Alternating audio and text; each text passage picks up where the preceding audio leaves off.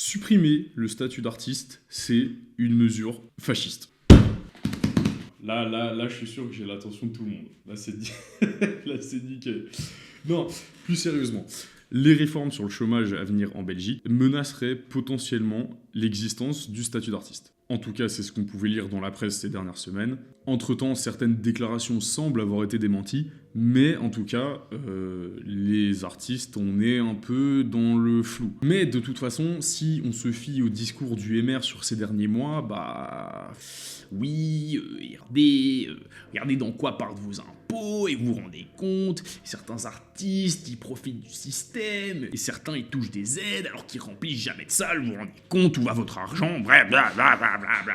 Bref, on va débunk un peu tout ça, voir pourquoi, selon moi, c'est une mesure qui est dangereuse, en démontant les arguments du gouvernement, et en expliquant pourquoi supprimer le statut d'artiste en Belgique met en danger tout le secteur de la création et tout le secteur culturel. Je précise que tout ce que je vais dire dans cette vidéo s'applique à la Belgique. Si vous n'êtes pas belge, ça peut vous concerner, mais ce sera moins pertinent. Alors, le statut d'artiste, c'est quoi? Parce que pour énormément de personnes, même au sein de la communauté artistique, il y a du flou. Le statut d'artiste en Belgique, c'est une reconnaissance légale qui offre aux artistes professionnels et aux travailleurs des arts des droits et avantages sociaux spécifiques adaptés aux particularités de leur carrière, souvent marquées par une précarité et une irrégularité des revenus. En gros, pour être éligible à l'attestation du travail des arts, un artiste doit démontrer une activité artistique professionnelle rémunérée dans un des domaines artistiques prédéfinis par la loi. Ça comprend les arts audiovisuels, les arts plastiques, la musique, la littérature, le spectacle, le théâtre, la chorégraphie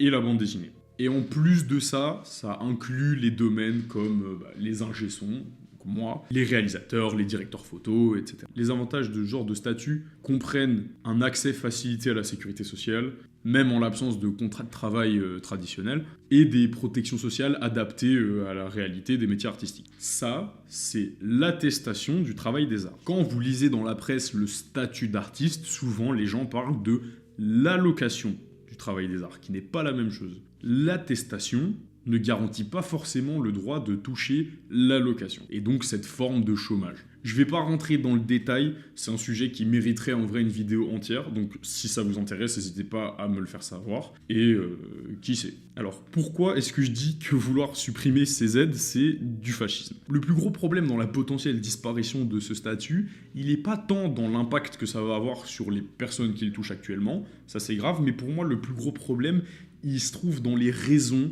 de pourquoi est-ce qu'on voudrait faire sauter ce statut. Le MR fait passer les artistes qui sont dans le système actuel comme des profiteurs du système. Il dénonce le fait qu'ils aient un statut qui se conserverait trop facilement et que ce soit votre argent qui finance des gauchistes pseudo-intellectuels. Voilà, bref, on est fatigué. Bon, plusieurs points. Déjà, ceux qui bénéficient de ce statut, ça représente grosso modo 8000 personnes. Pas beaucoup. Déjà d'entrée de jeu, bon, culpabiliser une ultra minorité parce que vous payez une quantité colossale d'impôts, c'est très fort déjà. Déjà culpabiliser les chômeurs, c'est un peu ridicule, mais là c'est vraiment gros. Mais on va y revenir. Mais donc si on veut parler de l'obtention de ce statut en question, il faut prouver qu'on exerce une activité artistique professionnelle et qu'on génère des revenus réguliers dans cette activité. L'artiste en question qui fait la demande doit démontrer des revenus supérieurs à 13 546 € au cours des 5 dernières années précédentes, purement de travail artistique. Ça, c'est juste pour avoir le statut.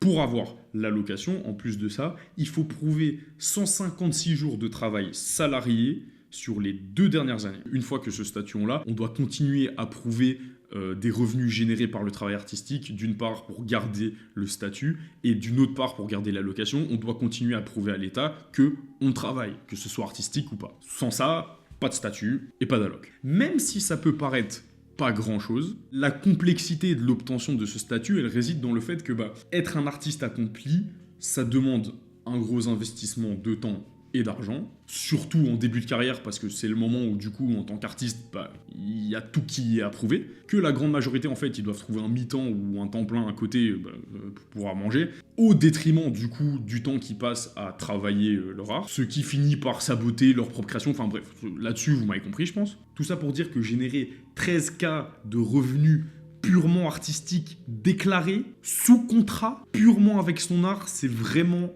pas à la portée de tout le monde. Et que finalement, les peu de personnes qui ont réussi à faire ça, c'est soit ceux qui ont pris le risque de s'y mettre à 100%, soit les gens qui ont eu la chance et la réussite de connaître un succès suffisant pour arriver à cette somme d'argent avec leur art. Mais ça, de nouveau, c'est pas à la portée de tout le monde du tout. Et donc, essayer de faire passer cette minorité-là pour des profiteurs, déjà, c'est un gros manque de respect. Et si vous pensez que c'est vraiment si simple, je vous invite à faire les démarches pour l'obtention de l'attestation du travail des arts et ensuite celle pour l'allocation.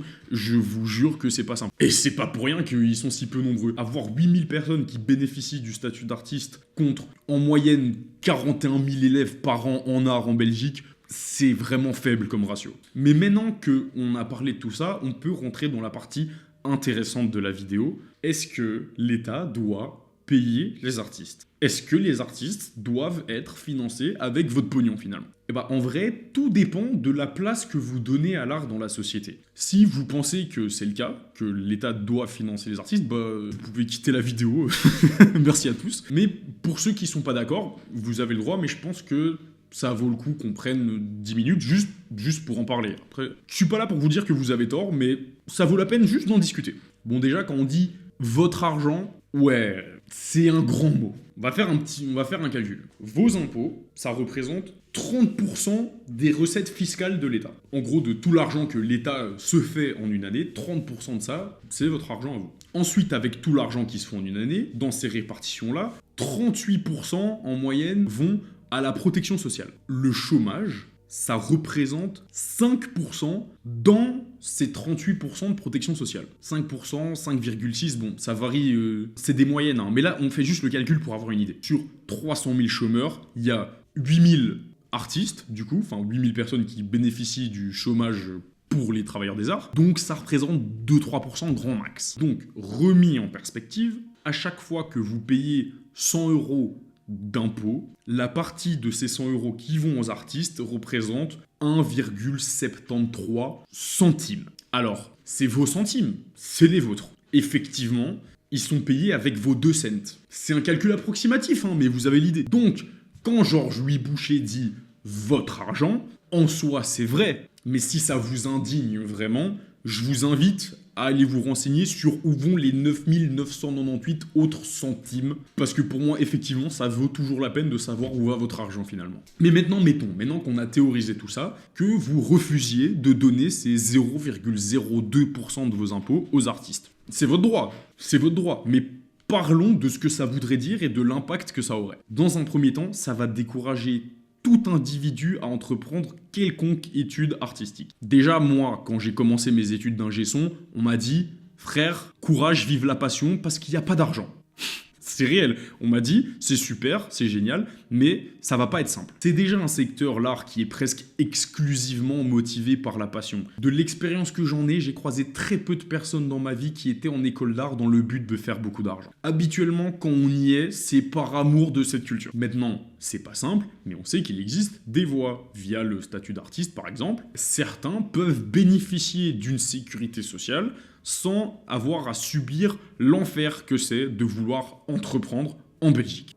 Mais si ce statut vient à être supprimé, plus personne va se lancer dans quelconque étude artistique. C'est mort, ça va juste enterrer le milieu. Parce que même si très peu de personnes bénéficient de ce statut et de cette allocation, au final, c'est un modèle vers lequel on peut tendre. On peut se dire, ok, c'est possible de vivre de mon art, donc je vais essayer d'aller jusque-là. Maintenant, souvent, en cours de route, soit on se casse la gueule, soit on reçoit d'autres opportunités de carrière, et donc au final, tout le monde finit par avancer dans la vie, et c'est comme ça, c'est le jeu. Mais au moins, on peut se dire que c'est possible, on peut faire des plans. Mais si maintenant, on peut plus compter sur ce soutien-là, c'est mort, plus personne va vouloir se lancer, c'est vraiment enterré, les gens vont fuir le milieu de la culture.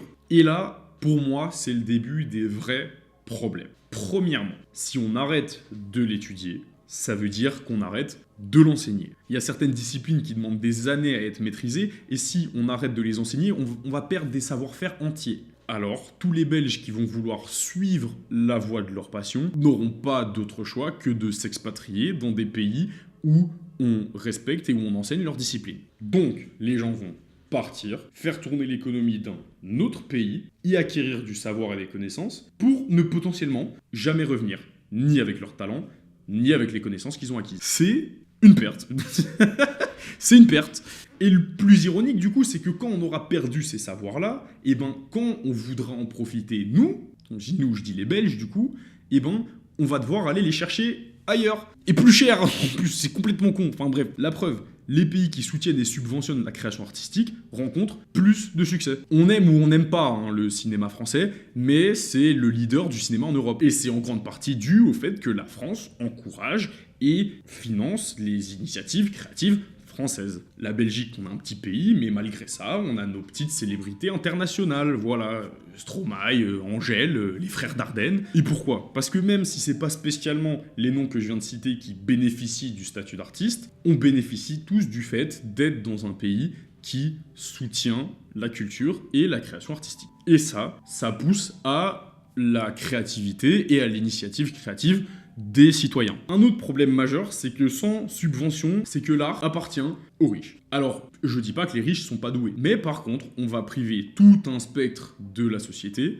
de représentation artistique. L'art sera fait par les hautes classes sociales pour les hautes classes sociales, et ce serait un appauvrissement culturel colossal. Alors les classes plus modestes seront pas empêchées de créer de l'art, mais sans aucune opportunité de faire carrière ou d'avoir un avenir dans sa discipline, pour la plupart, c'est mort dans l'œuf. Parce que si c'est pas l'État qui soutient les initiatives artistiques, qui va le faire, bah les riches, les grandes entreprises, le mécénat, tout ça, enfin bref. Ça veut dire quoi? Ça veut dire que l'art sera fait pour plaire aux financiers et aux investisseurs qui décident de mettre de l'argent là-dedans. Mais il sera plus fait pour innover ou pour déranger, ou ça va juste devenir purement et tristement commercial. Genre vraiment, sincèrement, personne n'a à y gagner. Et finalement, les régimes autoritaires ont toujours cherché à affaiblir les artistes d'une manière ou d'une autre. Je vais faire des comparaisons qui vont faire souffler des gens, je sais, mais en 1937, les nazis, ils organisaient des expositions d'art pour se foutre de la gueule des artistes. Ça s'appelait l'art dégénéré et c'était vraiment fait pour ridiculiser, voire censurer des artistes jugés trop subversifs. En URSS, carrément, c'était interdire de faire de l'art si c'était pas de l'art qui était approuvé par l'État. Les gens ont bicrave de la musique. C'était devenu illégal. C'est peut-être une comparaison grossière, mais un pays sans artistes indépendants, c'est un pays où il est beaucoup plus simple d'imposer une pensée unique. Et je dois pas vous expliquer que... voilà. Alors je dis pas qu'on en est là, mais... Ouais.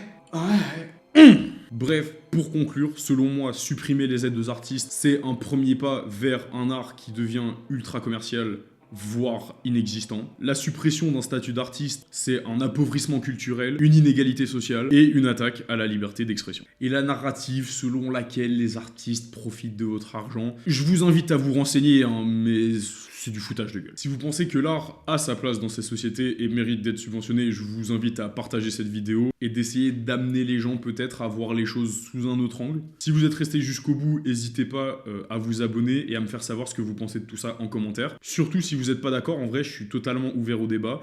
Je vais essayer de répondre à tout le monde tant que c'est fait dans la politesse et dans l'ouverture d'esprit. Pour les convaincus, on se voit lundi